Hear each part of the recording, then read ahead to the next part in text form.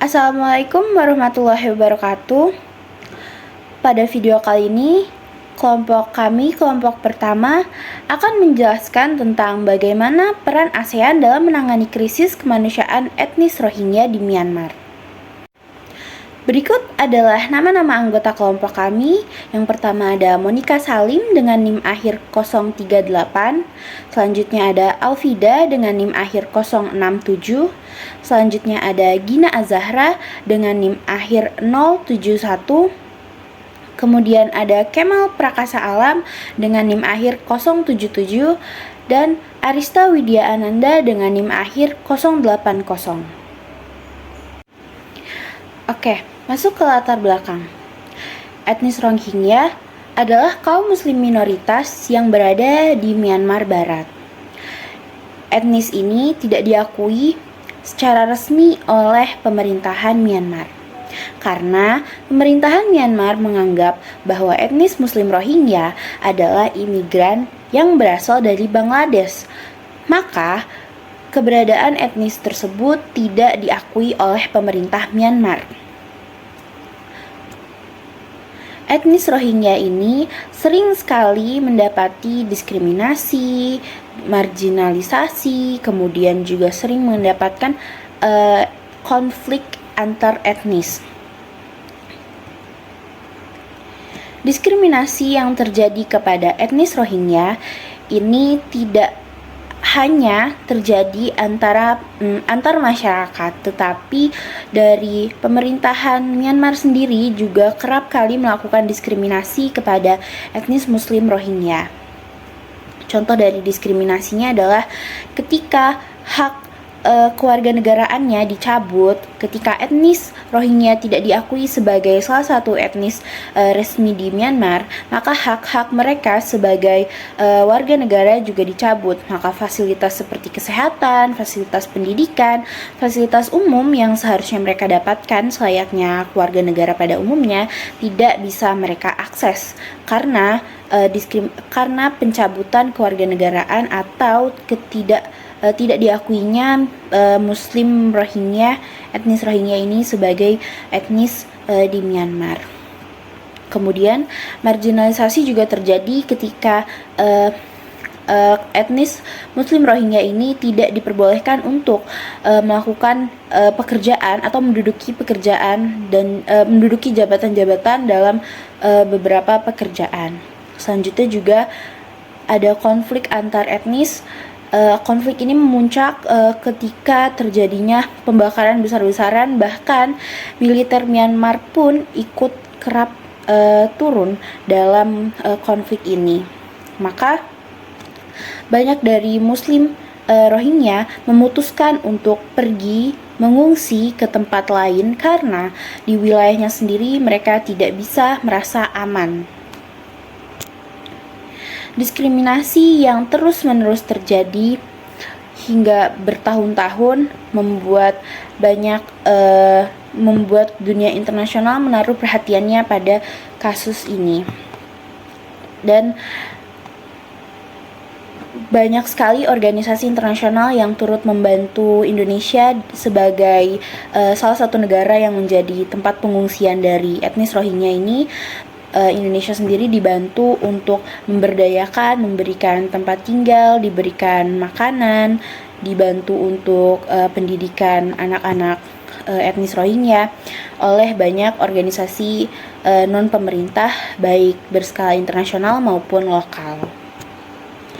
Meskipun Indonesia bisa membantu untuk menjadi tempat pengungsian bagi para etnis Rohingya, di lain sisi ketika ingin membantu dalam dukungan politik atau mengajak negara Myanmar untuk berdiskusi, untuk berdamai dengan etnis Rohingya, Indonesia karena ASEAN menganut sebuah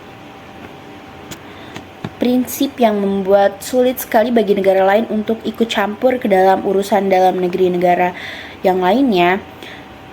Tetapi Indonesia tetap membantu dan mendukung agar pemerintahan Myanmar mau untuk mengakui etnis Rohingya ini, atau setidaknya mau untuk berdamai dengan etnis Rohingya. Kemudian meskipun situasi politik pada region ASEAN ini tidak selalu bisa negara lain ikut campur, tetapi negara-negara di ASEAN tetap memberikan dukungan-dukungan seperti mengajak Myanmar berdiskusi dan mengajak organisasi internasional lainnya untuk turut serta membantu bahwa diskriminasi terhadap etnis ini merupakan suatu kejahatan atau krisis kemanusiaan yang cukup serius. Begitu. Baik, selanjutnya yaitu rumusan masalah. Rumusan masalah dari video ini adalah bagaimana peran ASEAN dalam menangani krisis kemanusiaan etnis Rohingya di Myanmar. Baik, izin melanjutkan. Perkenalkan, nama saya Gina Azahra dengan NIM 2023-05-171 akan melanjutkan mengenai pemaparan yaitu konflik awal etnis Rohingya. Jadi pada masa Perang Dunia Kedua tahun 1942, umat muslim di Myanmar itu mendukung Inggris, sedangkan umat Buddhanya itu mendukung Jepang. Nah, dari hal tersebut itu memperkeruh kondisi antara komunitas yang ada di Myanmar itu sendiri.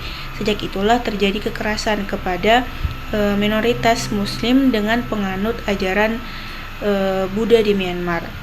Nah, adanya pembantaian besar-besaran itulah yang pada akhirnya membuat etnis atau muslim Rohingya itu melakukan migrasi ke negara yaitu Bangladesh. Begitu Myanmar merdeka dari Inggris pada tahun 1942, kemerdekaan tersebut itu tidak dirasakan sepenuhnya oleh orang-orang Myanmar, khususnya etnis Rohingya, karena ketegangan antar pemerintah dan juga muslim Rohingya itu masih berlanjut, yang pada akhirnya menimbulkan beberapa konflik seperti adanya gerakan politik dan juga bersenjata, sehingga sekitar 13.000 etnis Rohingya itu mengungsi ke India dan juga Pakistan untuk mencari perlindungan.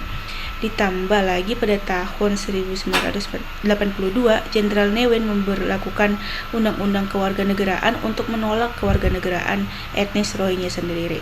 Sehingga sejak itu etnis Rohingya itu semakin sengsara karena mereka di satu sisi itu tidak memiliki kewarganegaraan dan juga mereka dibantai habis-habisan seperti pengusiran, pembunuhan, dan pembakaran pemukiman yang masih terjadi hingga saat ini, yang membuat etnis ini tuh masih melakukan pengungsian ke negara-negara lain, yang seperti kita tahu bahwa mereka itu bahkan mengungsi sampai ke Indonesia.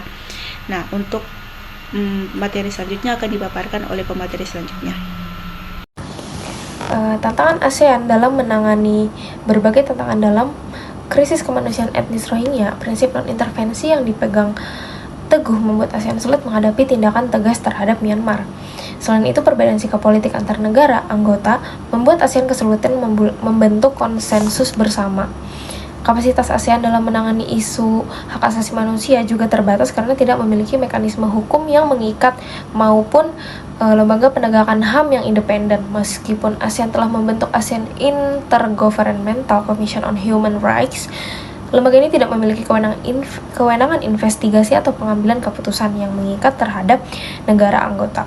Akibatnya, pelanggaran HAM seperti yang terjadi pada etnis Rohingya tidak bisa ditangani secara efektif di ranah regional. Selain itu, membuat kemanusiaan yang diberikan ASEAN melalui AHA Center hanya bersifat teknis dan logistik, seperti distribusi makanan, kebutuhan pokok, namun tidak menyentuh akar permasalahan seperti diskriminasi sistematis, pengusiran paksa, dan pencabutan kewarganegaraan yang dialami oleh komunitas Rohingya.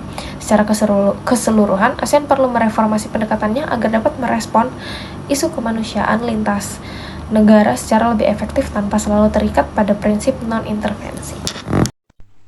Saya Kemal Perkasa Alam dengan NIM 202305100077.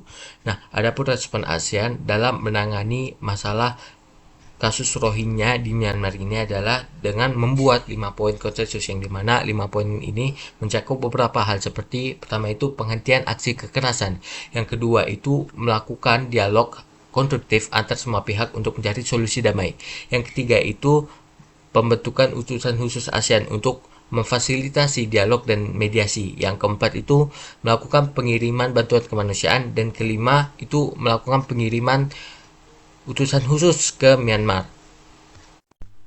Nah, dari 5 poin yang dibuat ini itu sejalan dengan prinsip ASEAN, yaitu ASEAN Way, yang dimana ASEAN Way ini dilakukan dengan 4 cara, yaitu dengan melakukan negosiasi dan itikat baik. Yang kedua itu ada apabila negosiasi itu tidak dapat menghasilkan kesepakatan, maka Dewan Tinggi atau High Council ASEAN akan merekomendasikan para pihak terkait untuk menyelesaikan permasalahan ini. Yang ketiga itu melakukan mediasi, dan yang keempat itu pencari fakta atau konsiliasi. Untuk kesimpulan, krisis kemanusiaan yang menimpa etnis Rohingya bukan hanya menjadi luka mendalam bagi masyarakat Myanmar, tetapi juga mencerminkan tantangan besar bagi kawasan Asia Tenggara secara keseluruhan. ASEAN sebagai organisasi regional yang menaungi Myanmar dan juga negara-negara tetangganya dihadapkan pada dilema antara menjaga prinsip non-intervensi dan menjawab panggilan kemanusiaan yang mendesak. Meskipun ASEAN belum mampu mengambil langkah tegas yang benar-benar menyentuh akar persoalan diskriminasi dan juga kekerasan terhadap etnis dari Rohingya, namun upaya seperti 5 Point Consensus dan juga pemberian bantuan melalui AHA Center menunjukkan bahwa ASEAN itu tidak tinggal diam. ASEAN tetap berusaha membuat ruang dialog dan pendekatan damai sesuai dengan karakteristiknya dan mengedepankan diplomasi lunak dan kesepakatan bersama.